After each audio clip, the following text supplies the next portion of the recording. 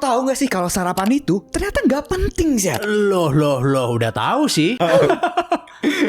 Tapi gue ceritanya lebih dalam lagi Syat. Oke, kali coba ini. ceritain. Oke, secara biologis nih Syat, manusia itu ternyata tidak diciptakan untuk sarapan. Bahkan manusia zaman dulu nggak punya ide atau kenal dengan istilah sarapan. Ya anggapannya kalau kita tarik ke manusia purba gitu ya, kan mereka berburu dulu, makannya belakangan. Kalau beran secara biologis kayak gitu ya udah keburu GERD dong. Nah, ya kan? Jadi sebenarnya badan kita ini udah disetting untuk bisa hidup tanpa sarapan. Terus pertanyaannya nih, sejak kapan kita kenal dan mulai tahu konsep sarapan? Bahkan ya kebanyakan dari kita menganggap sarapan itu sangat penting untuk memulai hari kita. Iya, kesannya kayak nggak bisa mikir kalau nggak sarapan gitu ya. Nah, Padahal sebenarnya nggak bisa mikir kalau nggak americano gitu sebenarnya gitu ya, Son, ya.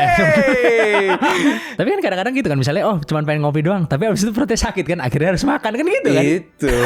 Padahal kopinya sebenarnya yang bikin gitu ya. Kenapa tuh? Lambungnya belum kuat. Ya, iya makanya jadi sarapan kan, gimana sih? Ini semua dimulai oleh seorang dokter yang namanya John Harvey Kellogg, yang merupakan pengawas dari tempat resort kesehatan bernama Battle Creek Sanitarium. Dan yang gak disangka adalah asal mula ide dia menciptakan sarapan ini. Percaya gak percaya nih Chat, sebabnya itu adalah onani dan nafsu seksual.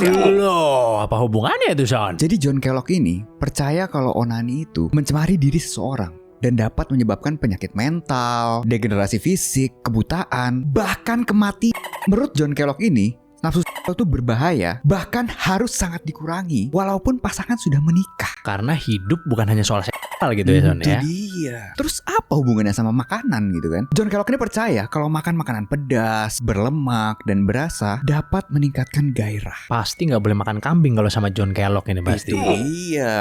Apalagi oyster itu nggak boleh itu. Dari situ terciptalah ideologi anti dietnya dia. Menurut dia, makanan yang rasanya hambar, rendah lemak, dan berbahan dasar tanaman dapat mengurangi gairah. Biasanya saya pernah denger tempe gitu-gitu biasanya. Untuk menurunkan gitu. Oh gitu. Katanya gitu, pernah denger. Lalu pada akhir tahun 1870-an, dia mulai melakukan eksperimen dengan makanan hambar yang berbasis tanaman. Disinilah dia menemukan sereal itu sih. Tahun 1886, John Kellogg mengembangkan yang namanya granola, yang merupakan gandum dan jagung yang dipanggang dan dihancurkan jadi bongkahan-bongkahan kecil gitu. Nah, setiap hari, pasien-pasien dari Battle Creek Sanitarium itu dikasih makanan granola ini sama dia. Terus di tahun 1894, John Kellogg dan adiknya yang bernama W.K. Kellogg akhirnya aktif mendukung gerakan anti dan dia ini tanpa sengaja menemukan cornflakes ya. Produknya dia yang paling terkenal sekarang kan. Dia berhasil mengkomersialkan sereal ini dan mulai menggeser kepercayaan masyarakat Amerika pada saat itu. Karena teknik marketing yang dilakukan oleh adiknya ini sampai masyarakat Amerika zaman itu percaya kalau makan sereal di pagi hari itu sehat. Sampai bapak public relation pada saat itu yang namanya Edward Bernays keluar dengan slogan breakfast is the most important meal of the day. Karena ini industri sereal makin berkembang dan marketing lain mengenai sereal itu atau sarapan ini semakin banyak. Kayak contohnya eat breakfast for strength, terus a healthy start of the day. Ada juga light clean food in the morning, prevent illness, sampai mencegah penyakit, bayang. Klaimnya bener-bener berlebihan gitu ya. Berlebihan. Bahkan keluar riset mengenai konsumsi sereal yang ternyata dibayar oleh perusahaan-perusahaan produsen sereal.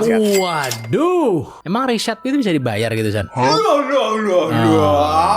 Sudah pasti dong, zaman dulu. Aku taunya penghargaan yang bisa dibayar. Bisa dibeli. Jadi ini semua gak berbasis sains ya. Ini berawal dari ideologi satu orang yang bernama John Kellogg dan kehebatan marketingnya. Yang kalau sekarang kita bilang S3 marketing itu sih. Oh. Jadi dulu sebelum ada S3 dia udah S3 duluan Zat mungkin.